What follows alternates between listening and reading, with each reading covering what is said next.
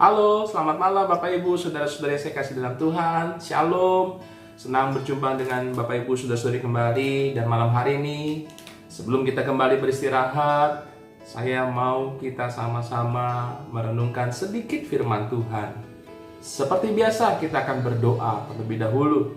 Bapa di surga, terima kasih. Malam hari ini kami masih diberi kesempatan untuk kami boleh mendengarkan firman Tuhan. Bapak, terima kasih buat sepanjang hari ini Tuhan telah sertai kehidupan kami, pekerjaan kami, dan segala aktivitas kami. Dan sebelum kami beristirahat Tuhan, kami mau mendengarkan firman Tuhan. Terpujilah namamu Tuhan kekal selamanya. Dalam nama Tuhan Yesus kami berdoa. Haleluya. Amin. Bapak Ibu Saudara, saya akan membacakan ayat firman Tuhan diambil dalam Injil Yohanes pasal yang ke-16, ayat yang pertama. Injil Yohanes pasal 16 ayat yang ke-1. Semuanya ini kukatakan kepadamu. Ini kata perkataan Yesus, supaya kamu jangan kecewa dan menolak aku. Bapak Ibu Saudara, saudari yang saya kasih di dalam Tuhan. Siapa sih manusia yang tidak pernah kecewa? Bohong banget. Siapapun kita, mau tua, mau muda, mau pria, mau wanita, dari golongan A, golongan B, golongan C, apapun dah status kita pernah yang mengalami kekecewaan, pasti pernah mengalami. Kenapa kita bisa kecewa Bapak Ibu? Kekecewaan terbesar dalam hidup adalah apabila kita tidak mendapatkan apa yang kita inginkan. Penyebab utamanya adalah kita terlalu berharap Bapak Ibu. Akhirnya jika kita menaruh harapan yang terlalu besar pada sesuatu atau pada seseorang dan ternyata sesuatu atau seseorang itu tidak memberikan sesuatu seperti yang kita harapkan, apa reaksi kita? Pasti kita kecewa, kita marah-marah, kita ngedumel kalau bahasa Jawanya saudara.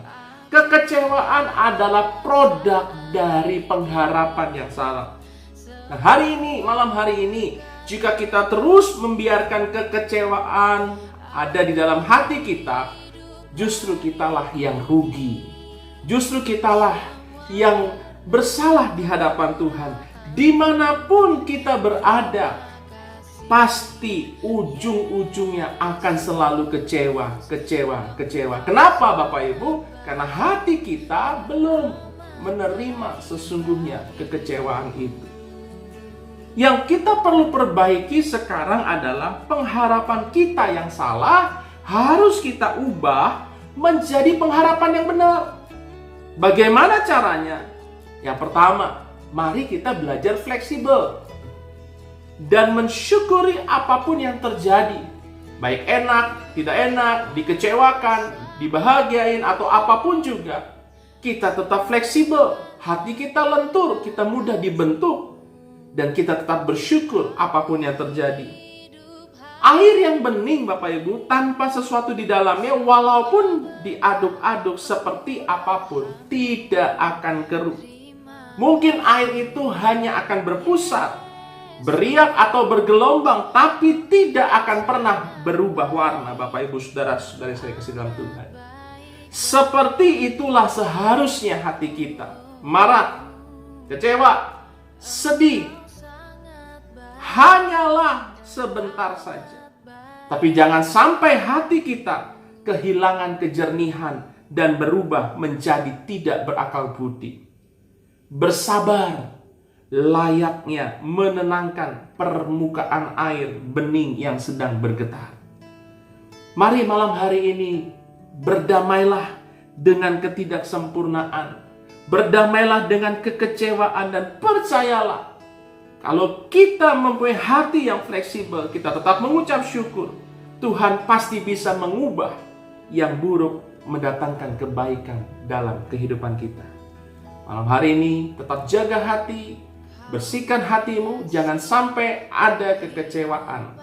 Kita tetap bersyukur, hati kita tetap fleksibel, mudah dibentuk oleh Tuhan.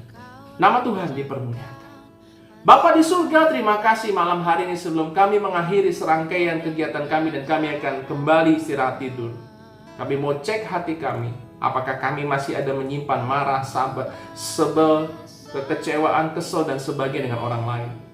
Oleh sebab itu, ampuni kami mau berdamai dengan hati kami. Kenapa kami kecewa? Karena kami terlalu berharap. Padahal kami tahu Tuhan, firman Tuhan sudah berkata, kami harus hanya berharap kepada Tuhan dan tidak boleh berharap kepada manusia. Akhirnya ketika kami banyak berharap kepada seseorang, kami tidak bisa mendapatkan apa yang kami harapkan, justru membuat kami kecewa dan akhirnya kami yang rugi. Oleh sebab itu, hari ini kami belajar tidak mau menaruh harapan kami kepada siapapun, bahkan kepada seorang yang terdekat. Karena kami tahu manusia pasti mengecewakan satu saat. Kami belajar dewasa dalam Tuhan. Kami tidak mau rugi. Kami tidak mau membiarkan hati kami dilukai hanya gara-gara kami kecewa. Oleh sebab itu Tuhan, mampukan kami menjaga hati kami sampai nanti Tuhan datang kedua kali. Sebentar kami akan beristirahat, Tuhan sertai kami sepanjang kami istirahat. Dan besok kami akan kembali bangun dengan tubuh yang sehat untuk kami boleh kembali beraktivitas. Nama Tuhan dipermuliakan. Dalam nama Tuhan Yesus kami berdoa. Haleluya. Malam hari ini Bapak Ibu, saya pastikan Bapak Ibu sudah beristirahat, hati kita sudah beres di hadapan Tuhan. Kapanpun Tuhan datang memanggil kita pulang ke surga, kita sudah siap. Nama Tuhan dipermuliakan. Shalom, selamat malam, Tuhan memberkati.